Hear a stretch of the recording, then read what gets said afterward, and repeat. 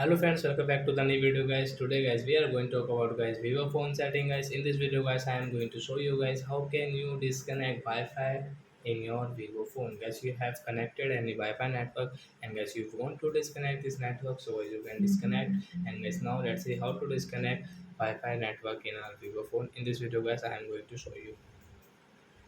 So first of all guys we will have to on guys phone setting to disconnect Wi-Fi network. Then guys, network and internet setting guys tap here. Guys click on Wi-Fi setting. So as you can see guys, I have connected this Mukesh Wi-Fi and guys I want to disconnect it. So you can see guys right side guys the setting option. So guys tap here. As you can see disconnect option. Guys we will disconnect from here. So are you friends you have understood how to disconnect Wi-Fi in our Vivo phone? So that's it guys. Thanks for watching. So guys now we will meet on next video guys with new topic. Before going guys please go and like my video.